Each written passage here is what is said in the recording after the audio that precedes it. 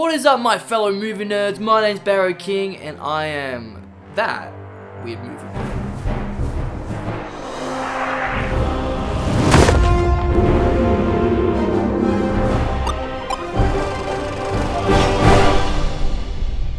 Greenland, not the country, the movie, released in 2020, directed by Ric Roman Waugh, or Waugh, something like that, starring Gerald, Butler, Morena, Baccarin, and I'm just gonna say, this is just a dope movie. It's a disaster movie. It's like pretty much every disaster movie, but it's just dope.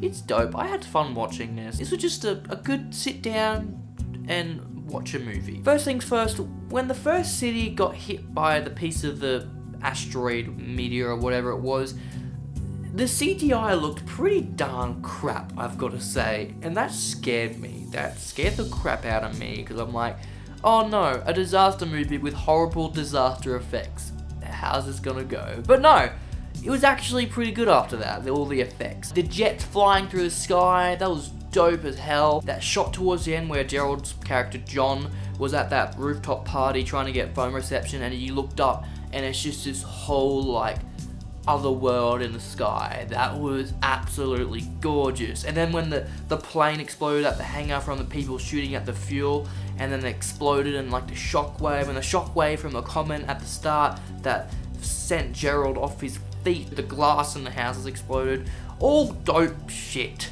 I want to comment on my most favorite thing in this movie, and that's the soundtrack. Ooh wee! David Buckley, stop, man! Throughout that whole movie, I could hear your soundtrack, and I'm like, oh, this is something else. And then after the movie, I went into my office and started editing one of the reviews, and I listened to this in the background, and ooh! What a spacey soundtrack with spacey scores. Now, while we're on the topic of sound, I want to talk about one scene where the sound effects was freaking dope, and that was when John was in the back of that ute with those characters fighting, and then something happens, and then the ute spins out, and the ute spinning out, it had this sound effect that was freaking dope, and I looked at my mum, who I was watching the movie with, and she was like, oh yeah, that was good. And I was like, oh yeah, that was really good. And it was a good time. I loved it. Thank you for putting that sound effect in. It made my night. Now let's talk about the characters. We've got John, we got Allison, we got Nathan. The three main characters. Nathan's kind of like a side character. It's mostly about John and Allison. And I'm gonna say, yeah, it was great acting.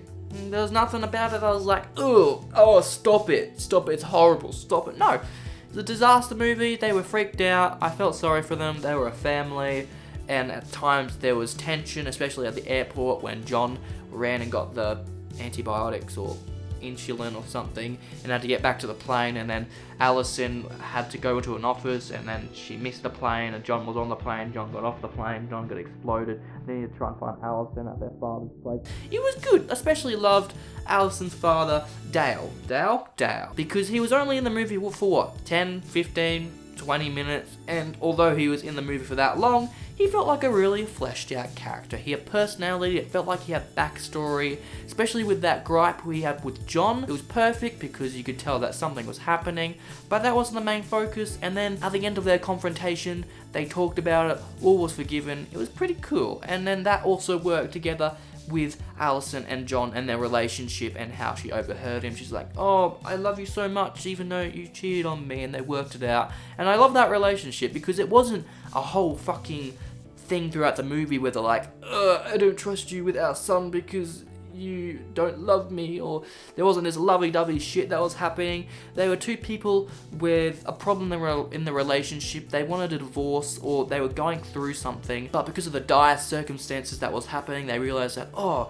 you made a mistake. Yes, I realized I made a mistake, and they made up. And that's what all relationships should be like. Not necessarily if you cheat on somebody, but it's all about communication, it's all about forgiveness, it's all about realising what you've done wrong. I don't know why this has turned into a rant about relationships. And I didn't realise it throughout the movie until my brother said something, that Colin guy, the guy in the back of the ute, King Batch, I was wondering, where the hell had I seen him? I looked him up and I'm like, he isn't in any big movies that I've seen. Then my brother said, hey, that guy was off YouTube. I'm like, He's the Vine guy. He's the guy that went from Vine to TikTok to YouTube. What?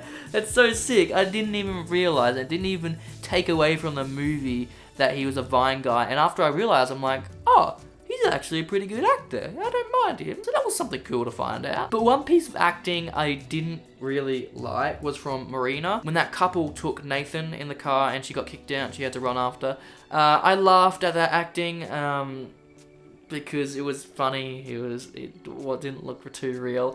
Maybe it was the realest it could be, and that's what somebody in that circumstance would do, and it's just funny. To no way. But I didn't like that moment, but that was only one moment. She was fine in the rest of the movie. Now I want to talk about the biggest elephant in the room, and that's kind of the theme that I saw, and that's the contrast of good and bad in an apocalypse, in a disaster. And there was this one shot that was gorgeous, I loved, and it showed how inhumane people can be. The bird's eye view of all the people running into the airport to get to the planes, they all looked like zombies, and it was dope as hell, and also illustrated how much like animals people can act in an apocalyptic disaster event, and it was wild. And then contrasted against some of the other things I saw, especially towards the end of the movie where that soldier took the boy off the couple who was trying to get into the airport and away, how well he treated the boy. I love that moment of just like, oh, they're not your parents, we'll try and figure something out, bud. And it was gorgeous. And then there was other moments, like at the end of the movie, when they needed to get to the plane to get to Greenland, the guy stopped, and although he could have risked the lives of the people on the plane, they still let the three people, John, Allison, and Nathan, on. But I guess that's not really kindness, that's more, oh fuck, he's not going to let us get away, we might as well let him on, and if we die, we die, and it's all his fault. But I love that contrast of seeing good and bad people, and then seeing how they can turn bad once they see if somebody's got an advantage higher than them. And it was just a good experience. I feel like they should have a disaster movie solely focused on this, on the horrible people, and then the really nice people of the apocalypse. Maybe they have already and I haven't seen it, but it was a good theme for this movie. I also want to talk about the runtime. See, I thought they were going to end this movie at the barn with Allison's dad, and they were going to die, and that was going to be it. And I was like, yeah, that's what I've come to expect from movies these days, because most movies I've watched, they're like an hour and a half, an hour 40, and they're like, hey, this movie has finished now. There wasn't really a conclusive conclusion, but it's finished, and that's all you get. But no, they didn't do that. They actually went to Greenland, they got into the bunker only just. That was really tense, that scene. And they survived, and then there was this new world to go and explore, which was the old world that is completely turned to shit. But it was great. Even though this movie was 2 hours, it felt a lot longer, because as soon as we got to that barn, I'm like, yeah, it's over. It's been 2 hours already. I didn't actually know the runtime, but I'm like, yeah, it's been long enough. We don't need any more, do we? They're just gonna cut it. But then no, they kept on going, and I loved it. I loved it. They finished the story, they got this family to safety, and it was concluded. I would love to see a second movie, though, of how they explore this new land and how they return to civilization. But then again, it's not in the same spectrum as to what this movie is. They could do that, but I've seen it before, like with The 100. But yeah, if they wanted to, they could expand on a sequel. That'd be pretty dope. That's all I've got to say about this movie. I loved it.